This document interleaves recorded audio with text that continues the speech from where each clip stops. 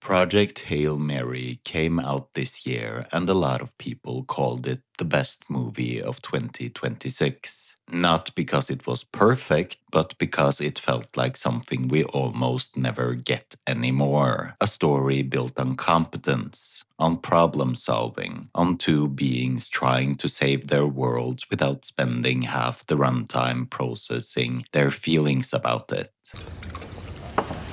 So good. And then the culture immediately snapped back. Hopecore lasted for one movie, and then it was back to misery. Look at what the film refused to do. Ryland Grace wakes up with amnesia on a suicide mission.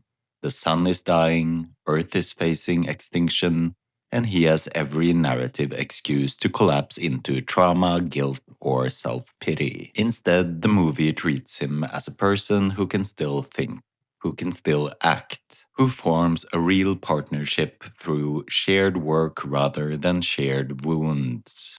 We're just normal men. What do you mean, normal men? We're just innocent men. There is fear, there is loss, there is genuine weight, but the story never lets the damage become the point. The point remains the problem in front of them, and that is why it felt like oxygen, not because audiences are simple, but because most current storytelling has trained us to expect the opposite. The current default is the trauma plot. A character is introduced through their wound. Everything they do is downstream from that wound. Villains are given formative damage that invites understanding before judgment.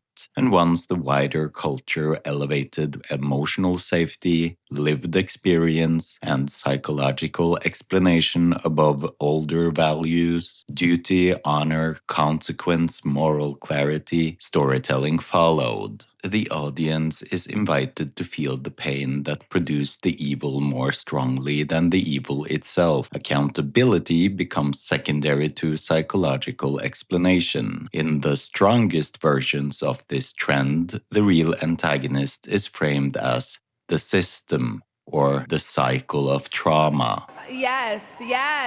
Rather than the person who acts. This is not complexity, it is a filter. Therapeutic culture has taught a generation of writers that the highest form of seriousness is sitting with damage, that moral clarity is naive, that hope without extensive emotional processing is unserious. So we get stories that treat agency as suspicious and consequence as optional. You see how this looks, right? Bleakness signals maturity, and optimism risks looking commercial or stupid. Project Hail Mary did not invent hope.